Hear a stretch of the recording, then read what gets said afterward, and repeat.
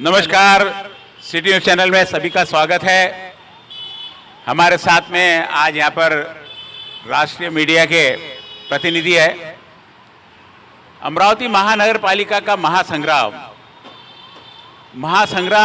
न होकर एक वर्चस्व की लड़ाई के रूप में हमने देखा इसे। हमारे साथ में यहाँ राष्ट्रीय मीडिया के प्रतिनिधि है और इन्होंने क्या अनुभव किया अपने इस चुनाव के दौरान। आज अंतिम चरण चुनाव का प्रचार सभी का सब खत्म हो चुका है। किस प्रकार का अनुभव रहा हम इनसे जानेंगे। मेरे साथ में है संजय शेंडे जो न्यूज़ 18 से है। मेरे साथ में अनिरुद्ध जीत 24 साल से, अमर घटारे शाम टीवी से और प्रणय निर्वाण एबीपी माझा से। हम जानेंगे कि इस चुनाव के 15 दिन के इस महासमर में किसका क्या अनुभव रहा और किस प्रकार प्रशासकीय अनुभव, शासकीय अनुभव, जनता के क्या विचार है, सबसे जानेंगे। सबसे पहले प्रणय, कैसा रहा अमरावती चुनाव का यह 15 दिन का हमारा सफर। रात दिन हमने जितने उम्मीदवार नहीं जागते उससे हम लोग ज़्यादा जागते हैं, उनसे ज़्यादा तनाव हम पर होता है। बोलते समय बहुत ध्यान रखना पड़ता है, सारी पार्टियों को बैलेंस करना पड़ता है। क्या अनुभव रहा? भैया अनुभव ऐसा था कि ये स्थानिक का चुनाव है, इसलिए जो मुद्दे आना चाहिए थे स्थानिक के, वो मुद्दे इस चुनाव में कहीं पर भी नज़र नहीं आए। जो स्थानिक के मुद्दे रहते वो एक्चुअली इन सभी जो बड़े बड़े पार्टी के नेता है, जो कार्यकर्ता है, पदाधिकारी, इन्होंने मुद्दे लाए नहीं। इन्होंने बस आपस में ही एक में की टांग खींचने में इन्होंने अपनी खूबियाँ देखने को मिली। और खासकर जो मतदाताओं को अपेक्षा थी कि जो हमारे मुद्दे हैं वो मुद्दे आप हमारे कैसे सॉल्व करेंगे, इसके ऊपर बताओ। तो उसके ऊपर कोई नेता सामने नहीं आया। बस आरोप प्रत्यारोप की जो घड़ी, वर्चस्व की लड़ाई चलती रही। हर नेता का वर्चस्व, मुझे चाहिए, मुझे वो चाहिए, मुझे मेरी सीटें चाहिए। क्या संजय जी क्या रहा, क्या पार्टी का आपसी जो विरोधाभास रहा मतदाता पर क्या प्रभाव डालता है ये? सबसे पहले तो मैं आपको धन्यवाद दूंगा कि आपने ये हमें मौका दिया कि चलो शहर की सैर कराते हैं और कुछ तो भी अपने जो अनुभव साझा करने के। तो आपने पहला जो प्रश्न किया कि भाई आपका अनुभव क्या रहा, तो ये मुझे लगता है कि मेरा पहला चुनाव है जो इतने नज़दीक से मैंने कवर किया। नहीं, इसके पहले महानगर पालिका के चुनाव आए गए, लेकिन इलेक्ट्रॉनिक मीडिया ने इतना बारीकी से कवर नहीं किया। लेकिन इस बार की खासियत अगर देखी जाए तो हर पार्टी के नेता, बड़े बड़े नेता यहाँ पे आए, सीएम से लेके डिप्टी सीएम, सभी पार्टी के बड़े बड़े नेता आए, प्रदेशाध्यक्ष आए। और मुझे लगता है कि ये जो चुनाव है, ये चुनाव में हमने भी बहुत अनुभव किए। क्योंकि अगर देखा जाए तो जो सभी पार्टियां खड़ी थी, 4-5 पार्टियां खड़ी थी। इसके अलावा आपने जो बोला 37 पार्टियां है वो तो है, लेकिन मेन जो पार्टियां थी इनके उम्मीदवार भी बहुत ज़्यादा खड़े थे। तो सब उम्मीदवार के तरफ हम जा नहीं सके, एक पार्टी के पूरे उम्मीदवार की तरफ भी हम जा नहीं सके। और इतना हेक्टिक हमारा शेड्यूल रहा कि कभी कभी हम सुबह घर से निकलते थे तो खाना खाने के लिए भी नहीं जा सकते थे। कभी कभी रात को हमने 11-12 बजे खाना खाया, तो कभी कभी हमने कहीं पे किसी का चुनाव प्रचार चल रहा, भाई उसने बोला खा लीजिए तो वहीं पे खा लिया, कभी शाम का घर पे खा लिया। तो कई दिनों से तो हमने ऐसा शेड्यूल रहा। माझा जर अनुभव पाहिला तर माझा अनुभव याच्यापेक्षा खूप वेगळा आहे। कारण महापालिका निवडणूक मी ही दुसऱ्यांदा कव्हर करत आहे आणि दुसऱ्यांदा महापालिकेची निवडणूक कव्हर करत असताना यावेळी जर पाहिलं तर अमरावतीच्या इतिहासात सर्वाधिक नगरसेवक पदाचे जे उमेदवार आहेत ते निवडणुकीच्या रिंगणात होते। प्रत्येक पक्षाचे उमेदवार जे आहेत ते रिंगणात होते। यापूर्वी जर पाहिलं तर यापूर्वीच्या निवडणुका ज्या झाल्या त्या युती आणि आघाडीमध्ये बऱ्यापैकी निवडणुका लढल्या गेल्या। मात्र आता यावेळेस तसं झालेलं नाही की एक युती जी आहे ती झाली होती आणि तेही शेवटच्या टप्प्यात तुटली। आणि त्याच्यामुळं याचा मोठा फटका जो आहे तो मतदारांना बसला। कारण मतदारांचे मूळ प्रश्न जे आहेत ते चर्चेला या निवडणुकीमध्ये आलेले नाहीत। मतदारांच्या मूळ प्रश्नांवर या निवडणुकीमध्ये बोललं गेलं नाही। त्याही पलीकडे जाऊन जर पाहिलं तर मोठ्या प्रमाणात आरोप प्रत्यारोप मोठ्या प्रमाणात सर्वच पक्षातून आणि सर्वच बाजूनी जे आहे ते करण्यात आलं। टोकाची भूमिका जी आहे ती घेण्यात आली। केंद्रात राज्यात सत्तेत असलेले जे पक्ष आहेत ते केंद्रात राज्यात सत्तेत असले तरीही त्यांनी अमरावतीमध्ये एकमेकाची उनी धुनी काढली. खांद्याला खांदा लावून काम करणाऱ्या लोकांनी जे आहे ते नेते पदाधिकारी असतील, कार्यकर्ते असतील, इव्हन नेतेही याच्यामध्ये मागे राहिले नाही आणि त्यांनीही मोठ्या प्रमाणात एकमेकाची उनी धुनी काढली आणि मोठ्या प्रमाणात लोकांच्या ज्या मूळ प्रश्नांना आहे ती बगल लोकांनी दिलेली आहे. आणि त्यामध्ये जर पाहिलं तर लोकांच्या मूळ प्रश्नांना बगल तर दिलीच, पण अमरावतीचं काय व्हिजन असणार आहे हे कोणताही पक्ष ठामपणे या ठिकाणी ठेवू शकला नाही. मला म्हणजे पक्षावर कोणत्या बोलायचं नाही, पण अजित पवारांचं जे एक भाषण झालं, अजित पवारांनी मोठ्या म्हणजे आत्मविश्वासाने सांगितलं की आम्ही हे करू, आम्ही ते करू, कुठलीही पॉलिटिकल रिॲक्शन न देता ते पूर्ण विकासावर बोलले. पण इतर पक्षांमध्ये असं कुठलंही बोललं गेलं नाही आणि त्यामुळं ही निवडणूक जी आहे ती खरंच खूप चुरशीची झालेली आहे. कोणत्या पक्षाच्या किती जागा निवडून येतील हे अद्यापही कोणी सांगू शकत नाही, इव्हन त्या पक्षाचाही व्यक्ती सांगू शकत नाही. आणि निवडणूक जी आहे ती फार गुंतागुंतीची झालेली आहे आणि या गुंतागुंतीचा नेमका फटका कुणाला बसणार आहे हे आता खऱ्या अर्थानं पाहणं सुक्याचं ठरणार आहे.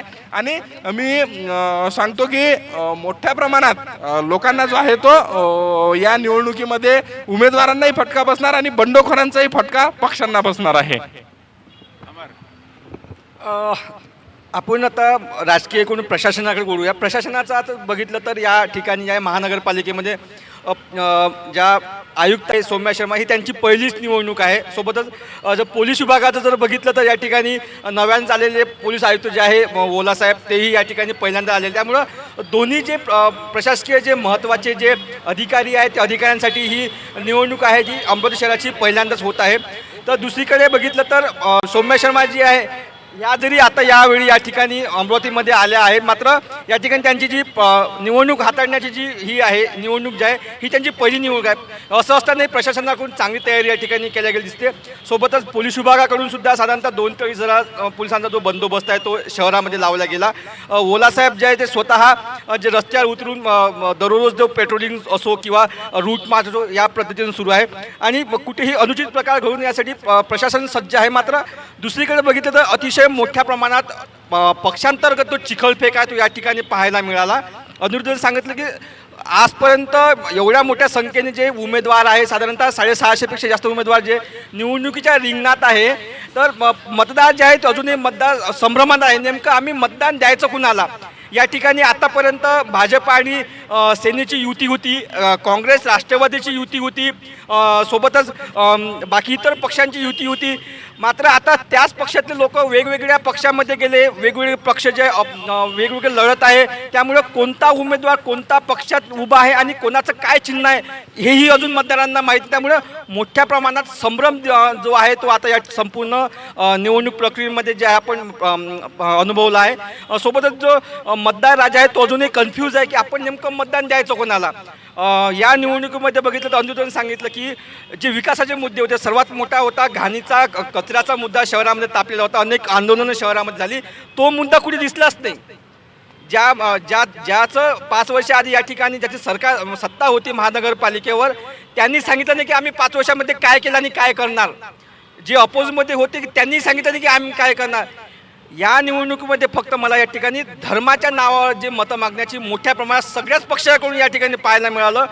बाहेरचे नेते येऊन या ठिकाणी भाषण करून गेले, त्यांनीही विकासाचे कोणतेच मुद्दे केले नाही. तुम्ही या ठिकाणी हिंदू कसे अडचणीत आहे, मुस्लिमांमध्ये येणारे जे नेते आहेत त्यांनी सांगितलं तुम्ही कसे अडचणीत आहे, मात्र विकास कुठं, शहराचा विकास कुठं आहे, हे अनेक मुद्दे होते, अनेक मुद्दे या ठिकाणी पाहायला मिळाले नाही. त्यामुळं ही निवडणूक एकमेकांच्या अंगावर चिखलफेक करण्यात गेली आहे असं मला वाटते. 29 महानगर पालिका है जिनके चुनाव लगभग अब कल संपन्न हो जाएंगे. उनकी जो प्रचार थी वो पूरी तरीके से रुक गए हैं. इन 29 में ये रिजल्ट 16 को आएंगे. लेकिन जैसे कि सारे मेरे पत्रकार दोस्त बता रहे हैं कि इस बार मुद्दों से ज़्यादा नैरेटिव सेट करने पर पूरा ये चुनाव फोकस रहा. लेकिन अगर आप कमोबेश देखोगे तो हर बार यही होता है. यह बात अलग है कि मुद्दे इस बार इसलिए भी गौण अधिक थे क्योंकि अमरावती और ये यदि मैं बोलूँ 29 में से 28 को छोड़ दो तो अमरावती एक ऐसी महानगर पालिका है जहाँ पर मुझे लगता है कि किसी भी चुनाव के इतिहास में पहली बार ऐसा हुआ हो कि आपकी युति बनी, टूटी, फिर बनी, फिर टूटी. चाहे वो युवा स्वाभिमान के साथ हो या शिंदे, जिस तरीके का आखिर तक सावड़ा गोंदर जो बनते वो हुआ, उसका खामियाजा जैसे इन्होंने कहा कि मतदाता डिसाइसिव मैटर होता है, वो बिल्कुल अपना डिसाइडिंग फैक्टर उनके पास होता है।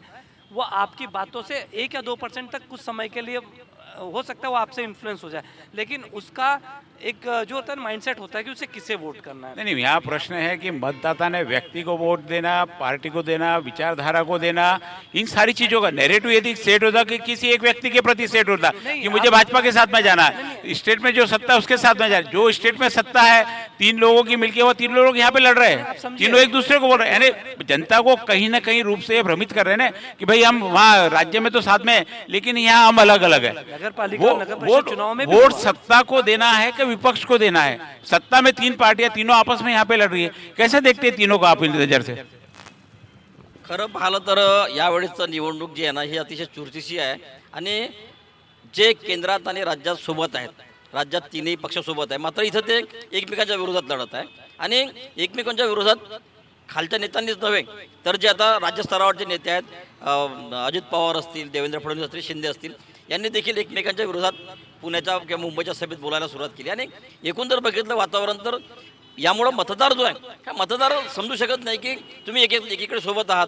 हेही तेवढंच खरं आहे, इलेक्शन झाल्यानंतर परत काँग्रेस, राष्ट्रवादी आणि भाजपा हे तीनही एकत्र बसतील, मात्र कांग्रेस कौन बसना?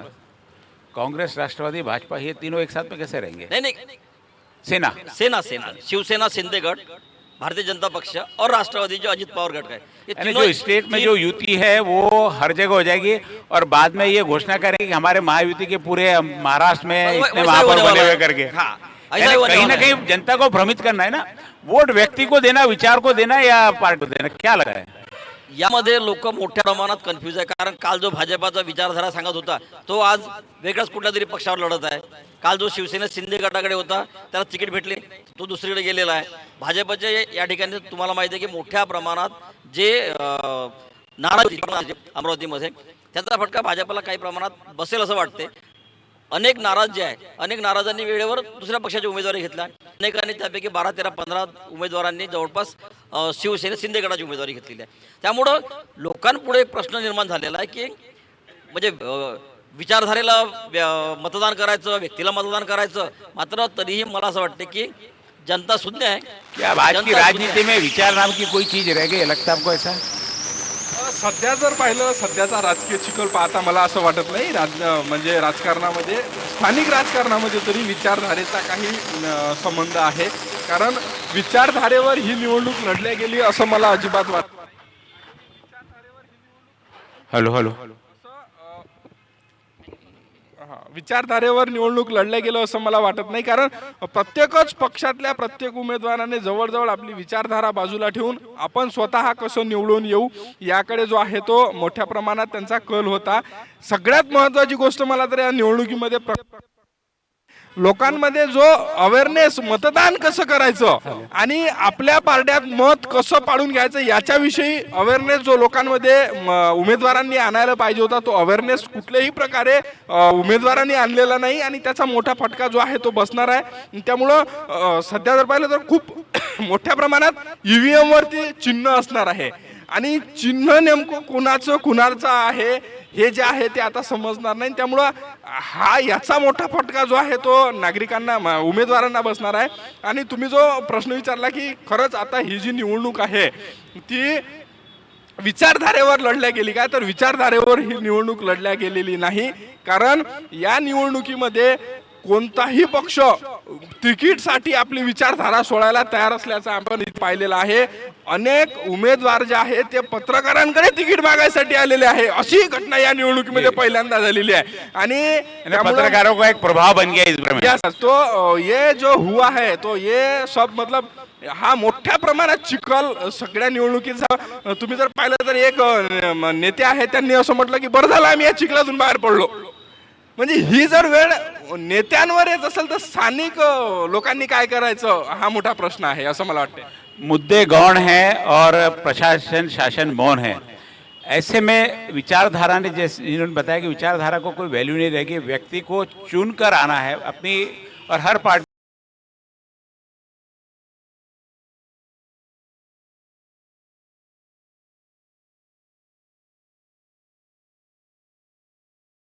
नहीं होना क्या नेताओं को नहीं लगता कि सही में विकास के लिए मुद्दों की बात होनी चाहिए, लेकिन चुन के आने के लिए सारे दूसरे हथकंडे अपनाए जा रहे हैं? आज का जब जैसे आखिरी दिन है, कल चुनाव सुबह है, आज दिन भर में क्या होगा क्या नहीं होगा, कौन किस पे प्रेशर करेगा, चलता रहे। ऐसे में आम नागरिक जिसे अब व्यक्ति को चुनना है, पार्टी को चुनना है, विकास के नाम पर क्या उसकी दशा होती है? वो विकासच्या नावावर मतदान होणार नाही असं तरी सध्या दिसते, कारण जे मुद्दे यायला पाहिजे मुद्देच आले नाही, त्यामुळे जनता त्या नाराज तर आहेच, परंतु शेवटी मतदान एक हे हक्क असतो मतदानाचा, त्यामुळे लोक मतदान तर करणारच, परंतु कोणाला करणार हे सध्या कौल आपण सांगू शकत नाही। आणि दुसरं मी तुम्हाला थोडे मागे घेऊन जातो, लोकसभेमध्ये आपण पाहिलं अमरावतीकरांनी कोणाला कौल दिला, त्याच्यानंतर विधानसभेमध्ये पहा, विधानसभेमध्ये कसं चित्र पलटलं। त्यामुळे अमरावतीकर हे खूप सुज्ञ आहे, कोणाला निवडून द्यायचं हे त्यांनी ठरवलेलं, कन्फ्युजन नाही आहे, वो अपना तय कर लेगा। आपल्याला वाटते असं, पण नाही, खूप सुज्ञ अमरावतीकर आहे। सरळ सरळ लोकसभा विधानसभेचा निकाल पहा कसा लागलेला होता, अपेक्षा नव्हतीच कोणाला, असे निकाल लागलेले होते। त्याच्यामुळे अमरावतीकर हे खूप सुज्ञ आहे, कोणाला निवडून द्यायचं, चांगल्या व्यक्तीलाच अमरावतीकर निवडून देतील, जे त्याचे नेहमीचे प्रश्न असतात, प्रश्न सोडवणार कोण आहे हे अमरावतीकरांना माहिती आहे, त्यामुळे अमरावतीकर त्याला सोडून देतील। आणि दुसरी एक नवीन अडचण अशी आलेली आहे की लोकांना अजूनही माहीत नाही की आपल्या उद्या मतदान करायचं तर आपल्याला त्या ठिकाणी 2च मशीन राहणार आहे, त्या 2 मशीनमध्ये आपल्याला 4 वेळा बटन दाबायचे आहे, काही ठिकाणी 3 मशीन आहे, त्या ठिकाणी आपल्याला 4 वेळा बटन दाबायचं आहे, हे अजून लोकांना माहित नाही। हे जेव्हा मतदान करायला जातील, प्रैक्टिकल जब जाएंगे, जे सुशिक्षित लोकांना कळून दे की बॅलेट कलर। यहाँ पर पीछे पूरी कल की प्रशासन की ट्रेनिंग चालू है, तहसील के हम लोग खड़े हैं यहाँ पर, सारे प्रशासनिक व्यवस्था की कल की तैयारी चालू है, पूरी तरह प्रशासन पूरी तरह से सज्ज है। भले ही हम जनता प्रशासन से बात है, तो कौन से मुद्दे इस चुनाव में आने चाहिए थे, सभी से एक एक 2 मुद्दे पर कि क्या होना चाहिए थे, नहीं हुआ? मला तर वैयक्तिक असं जाणवते की सध्या सर्वात मोठा जो मुद्दा आहे तो अमरावतीकरांसाठी वाहतूक कोंडीचा आहे। राजकमल चौकाचा जो उड्डाणपूल आहे ना, तो जो बंद केलेला आहे अचानकपणे, त्यावर जी वाहतूक कोंडी निर्माण झालेली आहे, त्याचा जो फटका आहे तो सर्वसामान्य नागरिकांना बसतो। आणि जे अमरावतीकरांना त्या ठिकाणावर ये जा करते नेहमी, त्यांच्यासाठी मात्र खूप जो वाहतूक कोंडीचे प्रश्न निर्माण झालेला आहे। आणि सीसीटीव्ही कॅमेरा आहे, कारण अमरावती हे महत्त्वाचा भाग आहे आणि अजूनही सीट कॅमेरे लागलेले, आम्ही स्वतः त्यांना आवर्जून लक्षात घेऊन की त्याच्यानंतर त्यांनी वेगळी एक प्रेस नोट काढून त्यांनी सांगितले की बा आम्ही हे सीसीटीव्ही आणि जे वाहतूक कोंडी निर्माण झालेली राजकमल उड्डाणपूल जे बंद केलं त्यासाठी तातडीने मुद्दे हो सकते हैं। अमरावती शहरात जर आपण बघितलं तर कचरा मुद्दा आहे, कचऱ्याचा खूप भयंकर मुद्दा आहे आणि करोडो रुपयाचा निधी त्यासाठी येतो। मात्र जर आपण अवस्था बघितली शहराची, तर शहराच्या विविध भागांमध्ये कचऱ्याचे ढिगारे साचलेले असतात। फक्त मला असं वाटते की काँग्रेसने या प्रश्नाला हात घालण्याचा प्रयत्न केला, कारण त्यांच्या शहरात काही होर्डिंग्स लागले, तेव्हा त्यांनी म्हटलं की कचरा माफियापासून आम्ही तुम्हाला मुक्ती करून देऊ। सत्ता भाजप, शिवसेना, राष्ट्रवादीची आहे, प्रशासक त्यांचाच आहे, असं असताना मात्र कचऱ्याच्या प्रश्नावर हे तीनही पक्ष कुठेतरी सावध भूमिका घेताना दिसलेल्या आहेत। त्यांनी कचऱ्याचा प्रश्न मार्गी लावलाच नाही अजूनपर्यंत। त्यामुळे मला असं वाटतं की प्रणयने जसं ज्या पद्धतीने सांगितलं की सीसीटीव्ही आणि वाहतूक कोंडी, तर त्याच्यासोबतच अमरावती शहरात कचऱ्याचा जो मुद्दा आहे हा अतिशय महत्त्वाचा मुद्दा आहे, साफसफाईचा मुद्दा जो आहे, त्या मुद्द्यावर मला असं वाटतं की महानगरपालिका आणि आता येणारे जे नगरसेवक आहे त्यांनी हा मुद्दा मोठ्या प्रमाणात लावून धरणं गरजेचं आहे आणि शहराच्या आरोग्याकडे लक्ष देणं हे कचऱ्याच्या मुद्द्यावरून असं वाटतं की आवश्यक आहे। और मुद्दे क्या हो सकते हैं? मला असं वाटते की कचऱ्याचा मुद्दा झाला, वाहतुकीचा मुद्दा झाला, हे प्रमुख मुद्दे आहेच, पण अमरावती शहर जे आहे ते मोठ्या प्रमाणात सध्या वाढत आहे।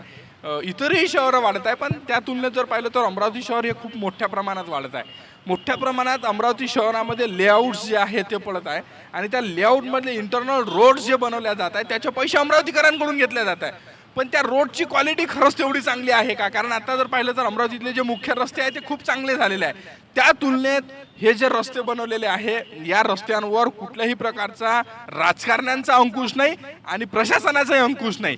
याच्याकडे प्रामुख्याने लक्ष देण्याची खूप गरज आहे असं मला वाटते। ये होना चाहिए था, क्योंकि इसके बाद अमरावती में जो लोग रह रहे हैं अभी, मतलब जो मेन सिटी है, उसके बाद अभी तो वहीं पे जाके रहना है। वहाँ पे बहुत सारे लेआउट्स डेवलप हो रहे हैं जो कि अभी तक के नहीं हुए, वो ये 5 साल में हो गए हैं। मतलब जब से अमरावती तैयार हुआ तब से जितने लेआउट्स नहीं तैयार हुए उतने 5 साल में तैयार हुए हैं, ये आप सब मानते होंगे। लेकिन उनमें जो काम हो रहा है ना, वो काम बहुत गलत हो रहा है।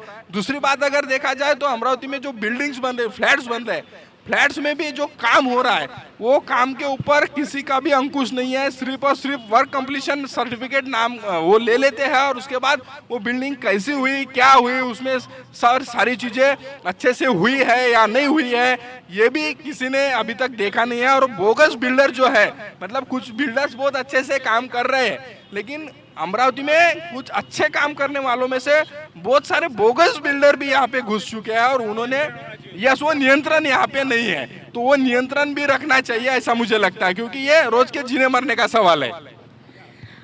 या ठिकाणी आरोग्याचाही प्रश्न खूप महत्त्वाचा आहे। गेल्या 6 महिन्यात जर आकडेवारी पाहिली तर स्कर्ट टायफॉइड असो, चिकनगुनियाचं असो, अमरावती शहरातील सर्वात मोठे जे रुग्ण आहे ते शहरात निघाले होते, त्यानंतर ग्रामीण भागात कमी प्रमाणात होते। मात्र शहरात मोठ्या प्रमाणात चिकनगुनिया, स्कर्ट टायफॉइड हे मोठे मोठे आजार आहे, हे नव्यानं आले। त्यामुळं घाणीर साम्राज्य स्लम भागात खूप मोठ्या प्रमाणात आहे, त्याकडे महानगरपालिकेचं पूर्ण दुर्लक्ष होतं। प्रशासन जरी असलं तरी मात्र प्रशासनाचा जो अंकुश होता तो अंकुश स्थानिक लोकांचा का नव्हता, जरी ते नगरसेवक नव्हते पण 5 वर्ष जे नगरसेवक होते ज्यांना उभं राहायचं होतं त्यांनी का यासाठी प्रश्न विचारले नाही, हाही खरा महत्त्वाचा प्रश्न आहे। विरोधकांकडून मोठ्या प्रमाणात या ठिकाणी आंदोलनं झाली, पण सत्ता होते त्यांनी आंदोलन केलं नाही, त्यांनी हा प्रश्न आहे। ते आता म्हणतात की आम्ही कचऱ्याचे प्रश्न मार्गी लावू, कचऱ्याच्या ठेकेदारीमध्ये भ्रष्टाचार झाला ते आता मध्ये प्रॉमिस आता करू, पण तुम्ही मग 5 वर्ष काय केलं हा महत्त्वाचा मुद्दा आहे। ह्या सगळ्या ज्या काही सभा झाल्या, सभेमध्ये अनेकांचे मुद्दे होते। होर्डिंग बॅनर्सवर लिहिलं होतं की शहरामध्ये ड्रग्स जास्त खपून राहिलं, अवैध धंदे खूप आहे, असे फ्लेक्स बॅनर लागले होते। आणि सभेमध्ये सभामध्ये जे बघितलं तर ते सांगत होते की शहरामध्ये ड्रग्स खूप येत आहे, अवैधरित्या गांजा तस्करी होऊन राहिली। अरे तर सत्ता कोणाची होती, अंकुश कोणाचं, प्रशासन कोणाचं आहे? तुम्ही जर म्हणता की आम्ही आल्यावर ते पूर्ण दूर करू, तर मग 5 वर्ष तुमचे सत्तेचे 3 वर्ष प्रशासनाचे, 8 वर्ष गेले, 8 वर्ष सत्ता तर तुमचीच होती ना। ज्या लोकांनी सभेत सांगितलं की आम्ही हे अवैध धंदे दूर करू, मग तुमचं प्रशासनाला तुमचा अंकुश नाही का, हा महत्त्वाचा मुद्दा आहे। येणारी पिढी जी आहे ती पिढी आता बघितलं तर पुण्यानंतर सर्वाधिक जर शिक्षण घेणारं जर शिक्षणाचं माळा तर अमरावती आहे। अमरावतीमध्ये मोठ्या प्रमाणात मोठमोठ्या संस्था, आता आपण त्याच रस्त्याने जाता, याच ठिकाणी विदर्भ महाविद्यालय आहे, इंजिनिअरिंग कॉलेज आहे, जे शिक्षण महर्षी भाऊसाहेब पंजाब देशमुख यांनी उभारलेल्या संपूर्ण ज्या शाळा महाविद्यालय आहे, ह्या संपूर्ण याच रस्त्याने आपण जास्त चाललो। ती संपूर्ण हा जो गाळगेनगरचा परिसर आहे, या ठिकाणी मोठ्या प्रमाणात राज्यभरातून लोक जे विद्यार्थी येतात, त्या विद्यार्थ्यांना खरंच सुखसुविधा मिळत आहेत का?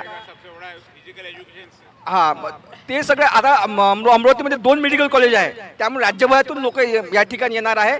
आणि दुसरी गोष्ट अशी की अमरावतीचा जो महत्त्वाचा जो चौक आहे, राजकमल चौक, जयस्तंभ चौक, तो जो चौक आहे तो अमरावती शहराची ओळख करून देणारा चौक आहे। राजकमल चौक ते तुमच्या ऑफिसमधून येणारा जो रस्ता आहे, त्या रस्त्यावर जर पाहिलं रात्री दुपारी जो अनावश्यक जे लोक बसलेले असतात, ती जे लोक आहेत ते आपल्या शहराची ओळख जी आहे तर इतर लोकांना काय करून देतात, हा महत्त्वाचा प्रश्न आहे की आपल्या शहराची जी ओळख आहे ही ओळख मोठ्या प्रमाणात जी आहे याने प्रतिमा शहराची खराब होऊन राहिली, याकडे प्रशासन सबसब जे अपयशी ठरलेलं आहे।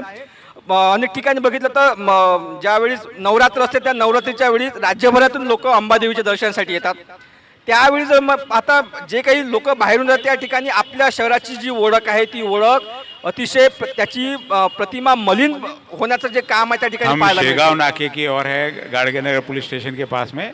अभी आप अमरावती की क्या आवश्यकता है, परिमल क्या लगता है, क्या इसमें मुद्दे में इस चुनाव में मुद्दे होने चाहिए थे महानगर पालिका के लिए?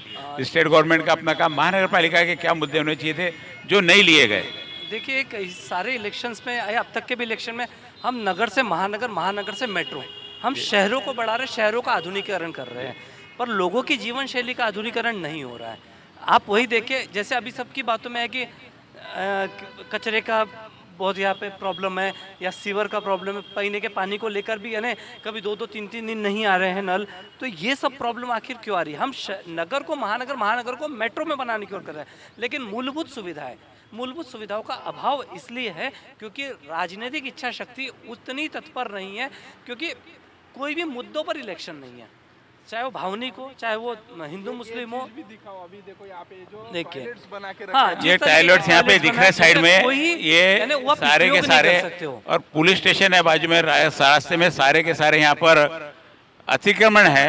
रास्ता काफी चौड़ा प्रशासन ने बनाया है। चंद्रपूर एक बात ये आहे की या जे संपूर्ण जे फायबर टॉयलेट्स आहे हे 22 ठिकाणी आहे शहरामध्ये.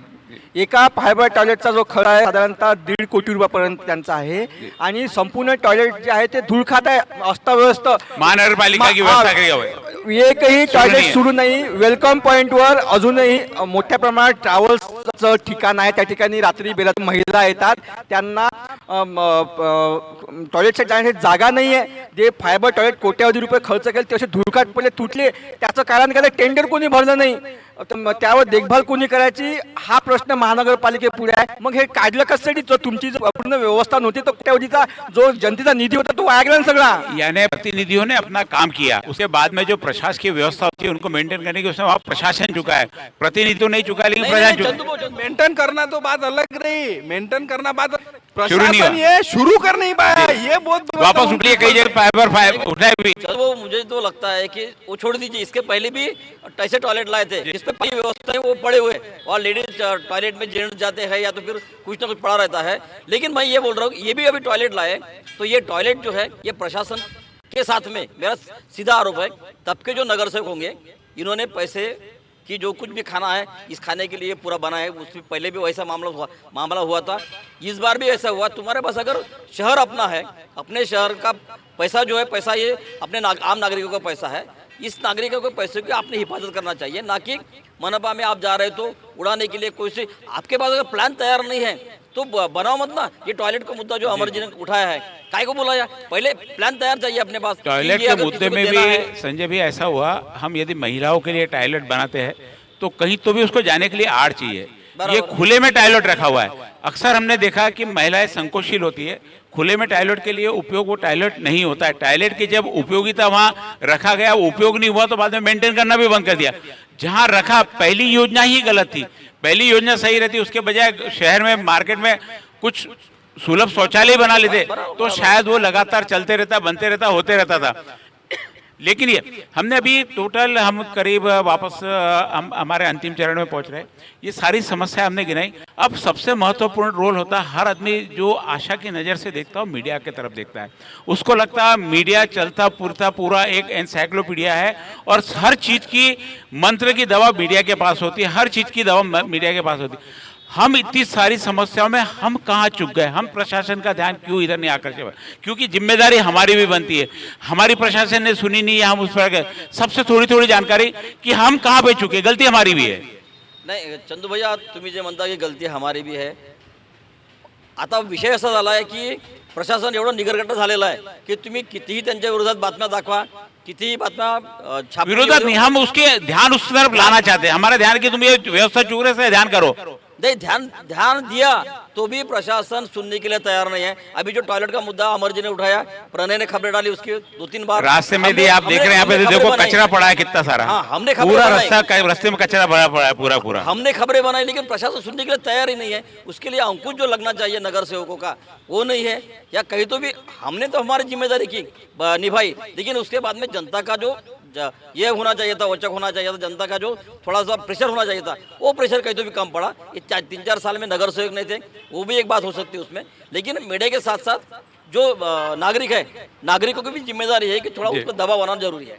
क्या शासकीय व्यवस्था कमजोर पड़ गई प्रशासकीय व्यवस्था के सामने, ऐसा लगता है? बिलकुल शासकीय आणि प्रशासकीय दोन्ही कमजोरच आहे, असा माझा स्पष्ट आरोप आहे. आणि तुम्ही जो विचारला प्रश्न की मीडिया कुठे कमी पडली, मला असं वाटते की मी प्रामाणिकपणे मान्य करतो, मीडिया सध्याचा जो राजकीय चिखल झालेला आहे आणि राजकीय चिखल होत असताना रोज नेते एकमेकांवर जे टीका टिप्पणी करत होते हे कव्हर करण्यातच आपण सगळ्याचा मस्त सगळा झालो. मीडिया व्यस्त राहिला आणि मूळ स्थानिकांचे प्रश्न जे आहे ते मीडिया लोकांसमोर किंवा टीव्हीवर मांडू शकला नाही. हे जे आहे हे मी प्रामाणिकपणे कबूल करतो. पण सध्या जर पाहिलं तर सध्या कुठलाही जर समजा आपण घोटाळा काढला तर तो घोटाळ्याला क्लीन चिट देण्याची जी एक सिस्टीम चल गई. यस, जी प्रथा निर्माण झालेली आहे ना ती आता राजकारण्यांनी आणलेली मॉरल आहे. डाउन करती है पत्रकारों का, मीडिया का. यस यस, तो ही जी प्रथा सध्या नव्याने जन्माला आलेली आहे ना ही सगळ्यात घातक आहे. एखादी गोष्टीवर जर सपोज मीडियानी एखादा घोटाळा बाहेर काढला तर त्याची कुठेही चौकशी होत नाही. त्याची चौकशी न केल्या जाताच राजकीय पक्ष त्याला आपला चिट कार्यकर्ता आहे म्हणून क्लीन चिट देऊन मोकळा होऊन जातो आणि त्याच्यामुळे त्याच्यावर स्टेट लेवल पर भी काफी, स्टेट लेवल पर भी काफी हुआ है. आणि तोच किस्सा आता इथं स्थानिक लेवलवरही गिरवल्याचं इथं पाहायला मिळतं. अमर, ज्यावेळी चंद्रशेखर बावनकुळे आपले पालकमंत्री आहेत त्यांनी इथं आल्यानंतर तिसऱ्या मीटिंगमध्ये सांगितलं होतं, मग पहिली दुसरी तिसरी मीटिंगमध्ये सांगितलं होतं की ज्या काही बातम्या इलेक्ट्रॉनिक मीडियामध्ये आणि प्रिंट मीडियामध्ये येईल त्या बातम्या त्या विभागाला पाठवल्या जाईल आणि त्यांचा खुलासा मागवण्यात येईल की तुम्ही याच्यावर काय इम्प्लिमेंटेशन केलं, काय अंमलबजावणी केली. हे याचं फक्त 1 किंवा 2 बातम्याचं इम्प्लिमेंटेशन त्या विभागानं केलं. नंतर जैसे थे. जर पालकमंत्र्यांनी सांगूनही जर प्रशासन ऐकत नसेल आणि आपल्या बातम्या ऐकून बातम्या करूनही प्रशासनाला जाग येत नसेल तर जे निगरकट्ट्यापेक्षाही निगरकट्ट जे प्रशासन आहे, सुस्तावलेले जे अधिकारी आहे त्या ठिकाणी बसलेले आहेत, त्यांना हे माहीत आहे की आता प्रशासक राज आहे त्यामुळे आपल्यावर कोणी बोलू शकत नाही, आपल्याला कोणी म्हणू शकत नाही, आपला वाली कोणी नाही आहे. जे काही होईल ते राज्यस्तरावरून होईल. राज्याला काय उत्तर द्यायचं ते उत्तर देऊ. पालकमंत्री विचारलं तर पालकमंत्र्यांना उत्तर देऊ. पण ज्या पालकमंत्र्यांनी सांगितलं होतं की 8 दिवसाच्या आत ज्या काही बातम्या मीडियामध्ये येईल त्यांना उत्तर देणं त्या विभागाच्या अधिकाऱ्याचं काम राहील, ते कुठंच झालं नाही. त्यामुळं प्रशासनातले अधिकारी असतील किंवा प्रशासनातले जे काही खालचे कर्मचारी पूर्णपणे निगरगट्ट झालेले आहे. आम्ही अनेकदा बातम्या केल्या, फायबर टॉयलेटच्या बातम्या मी 6 ते 7 बातम्या केल्या. त्या ठिकाणी कर्मचारी येतात, पाहून जातात आणि तेच आम्हाला म्हणतात कोणी ठेका घेईन का म्हणून हा चालवासाठी. हे अत्यंत चुकीचं आहे. त्यामुळं हे जे प्रशासन आहे यांना कुठेतरी शासनाकडूनही कुठेतरी दबाव असला पाहिजे. नाही, मी याच्यामध्ये अजून एक गोष्ट जोडतो. म्हणजे अमरनी जो आता मुद्दा काढलेला आहे बातम्यांच्या खुलासाचा, हा जो खुलासा करण्याची जी पद्धत आहे ती मोठ्या प्रमाणात पालकमंत्री चंद्रशेखर बावनकुळे यांनी मांडली होती. मात्र अनेक बातम्यांचे चुकीचे खुलासे म्हणजे मीडियाने दाखवलेली बातमीच कशी चुकीची आहे हे दाखवण्याचं काम जे आहे ते कोई ना कोई अपना व्यक्ति जुड़ा रहता है उसके साथ आणि में. त्याच्यातून काय केलं माहिती आहे का की अनेक अधिकाऱ्यांनी, माझ्या स्पष्ट आरोप आहे, अनेक अधिकाऱ्यांनी पालकमंत्री चंद्रशेखर बावनकुळे यांची जी आहे ती दिशाभूल केलेली आहे. आणि आपण किती चांगले आहो आणि मीडिया किती चुकीच्या बातम्या दाखवत आहे हे दाखवण्याचं काम नुसतं आणि नुसतं अधिकाऱ्यांनी केलेलं आहे. आणि त्याच्यामुळं माझी वैयक्तिक विनंती पालकमंत्र्यांना असणार आहे की हे जे काही खुलासे हे अधिकारी देतात हे खुलासे खरंच व्यवस्थित दिला जात आहे का हे तपासण्याची गरज असल्याचं मला तरी प्रामाणिकपणे वाटते. क्या लगता है हम कहाँ इस मीडिया में पूरा नहीं कर पाए? हम यहाँ पे आज सब शिकायत लेके बैठे कि प्रशासन ने मुद्दे नहीं उठाए, शासन ने मुद्दे नहीं उठाए, मीडिया ने भी मुद्दे उठाए, तो उनकी आवाज कहाँ दबा दी गई? मीडिया कमी पडला असं मी बिलकुल नाही. मीडिया नेहमी वारंवार जिथे जिथे प्रशासन आणि सरकार चुकते तिथे आवाज उचललेला आहे. मी स्वतः माझ्या चॅनलवर उचललेला आहे. जे 5 ठिकाणी 6 ठिकाणी जे महानगरपालिकेने टॉयलेट उभे केलेले जवळपास 1.5 कोटी रुपये खर्च करून ते धूळ खात होते, त्याची मी सर्वात प्रथम खूप मोठी बातमी केली. त्याचा परिणाम असा झाला की प्रहार जनशक्ती पक्षाने बच्चू कडू यांच्या त्यांनी आंदोलन केलं आणि इशारा दिला की जर 10 दिवसात जर हे महिलांसाठी आणि पुरुषांसाठी जर हे सार्वजनिक शौचालय जर तुम्ही दरवाजे उघडले नाही तर आम्ही हे कुलूप तोडू आणि लोकांसाठी उपयोगमध्ये करू. त्यांनी ते जिल्हाधिकारी कार्यालयाच्या बाजूला तसं आंदोलन केलं, सुरू केलं. लाडकी बहिणीच्या हस्ते त्यांनी त्याचं उद्घाटनही केलं. परंतु नंतर जेव्हा पालकमंत्री दौऱ्यावर असताना मी त्यांना प्रश्नही केला होता की मला सर अशी समस्या आहे, तर त्यांनी तातडीने आदेश दिले होते मनपा आयुक्तांना. तेव्हा मला वाटते आष्टीकर होते, मला वाटते त्यांना तातडीने आदेश दिले की हे पुढच्या 1 महिन्यामध्ये सुरू झाले पाहिजे, याची काळजी घ्या म्हणे तुम्ही. तर त्यांनी आदेश दिले. नंतर त्यांनी सांगितलं की हो म्हणे सर फक्त जे शौचालय चालवणारे आहे ते टेंडर बस आपल्याला द्यायचं, कोणी घ्यायला तयार नाही, हे या येणाऱ्या 1 महिन्यामध्ये सुरू होऊन जाईल असं त्यांनी शब्द दिला होता बावनकुळे. पण तू अजूनही ते जसंच्या तसं आहे अजूनही. आणि वेलकम पॉईंटवर अनेक महिला ट्रॅव्हल्स करतात, तिथे 2-2, 3-3 तास उभं राहावं लागते. अजूनही तिथे टॉयलेट बहुत सारी व्यवस्था शहर में बाकी है. आणि अजून एक जो मुद्दा आहे तो खूप ठीक आहे सर बोलता. चंदू भाऊ, या महानगरपालिकेच्या आयुक्ताच्या त्या महिला आहेत, त्यामुळं मला असं वाटतं की महानगरपालिकेच्या ज्या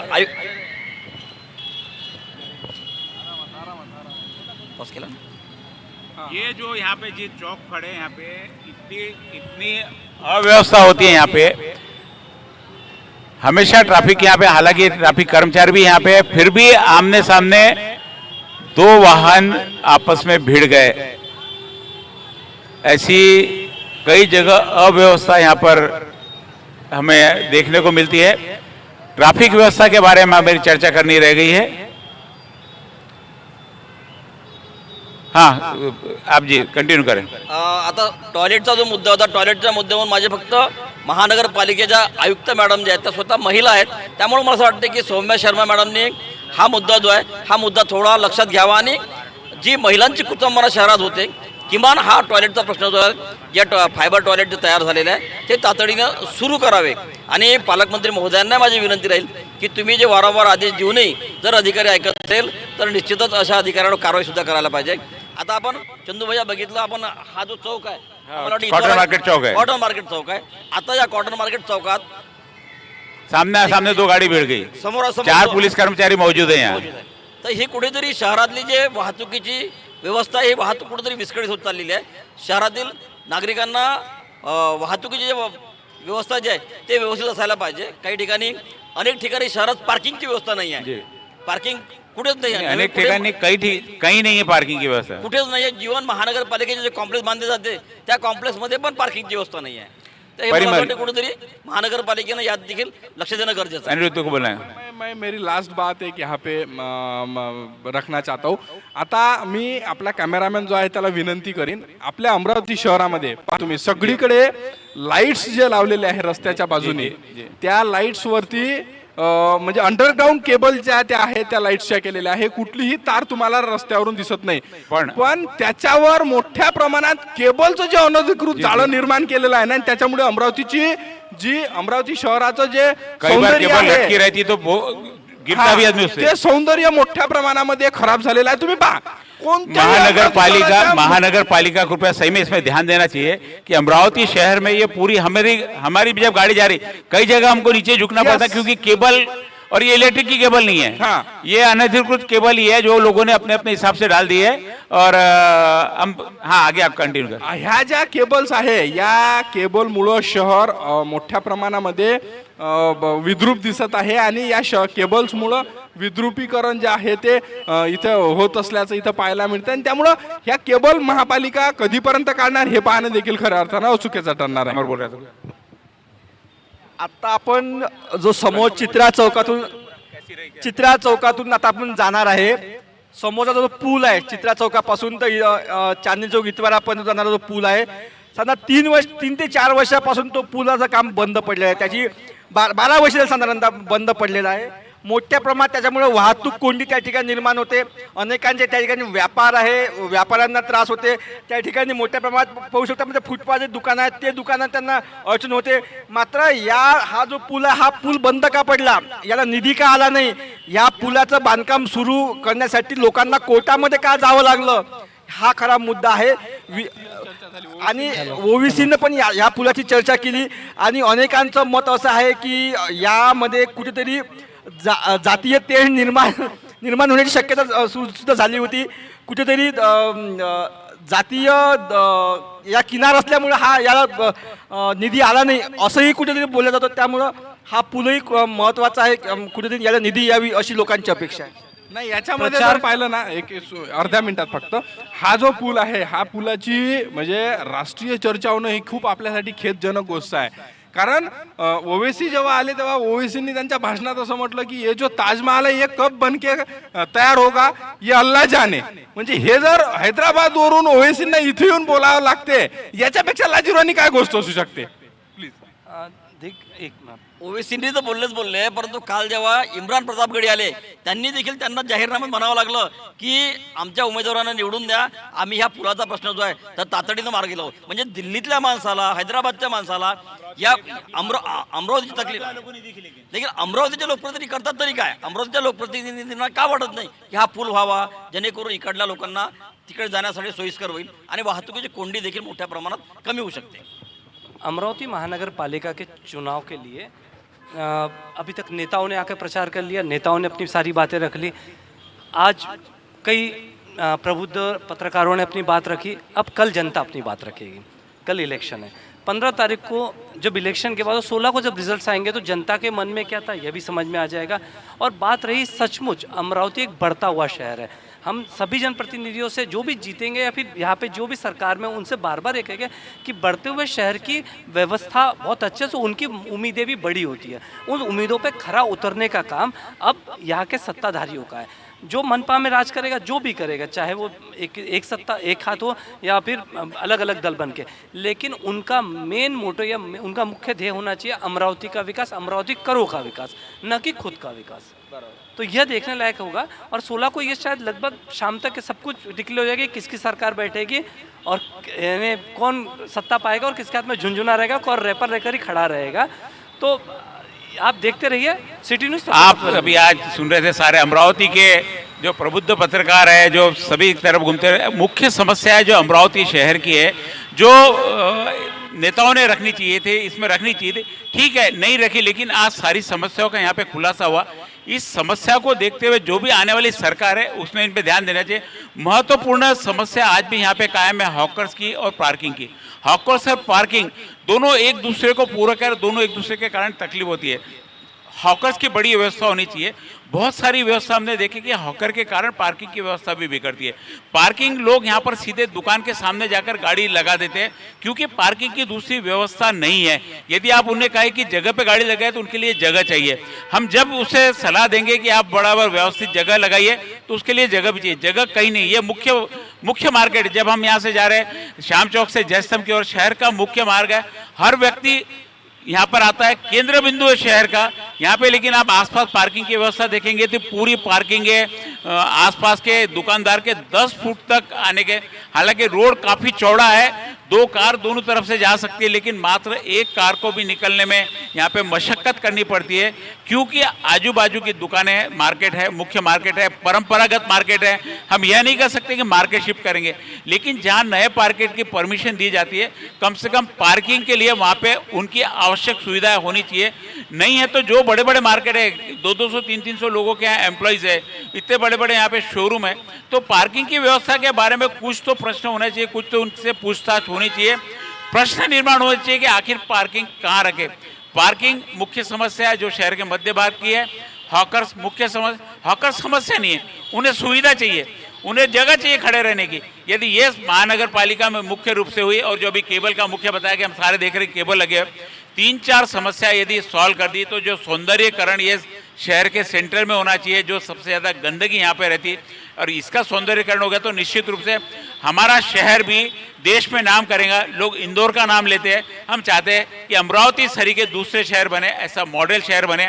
आज इन पत्रकारों के माध्यम से कुछ सुझाव दिए गए महानगर पालिका में आने वाले नगर सेवकों को, उस पर गौर करें और अमरावती सुंदर, स्वच्छ और सुंदर बनाए और शहर में इसका नाम बढ़े. हम सभी पत्रकारों की यहाँ पर ऐसी इच्छा है. आप सबने आकर महत्वपूर्ण अमरावती के बारे में जानकारी है, अमरावती की समस्याएं, प्रशासकीय व्यवस्था, शासकीय व्यवस्था, यहाँ की अमरावती की क्या कल्चर है, क्या संस्कृति, इन सारे बातों के बारे में महत्वपूर्ण चर्चा छेड़कर एक नई चर्चा को जन्म दिया कि क्या विकास ऐसे भी हो सकता है. सिटी न्यूज़ में आप बने रहिए. यह प्रोग्राम आप सिटी न्यूज़ में की जो महारथ बनाया था हमने इस महासंग्राम के लिए, उस पर पूरे शहर का दौरा करते हुए आपने देखा है. धन्यवाद.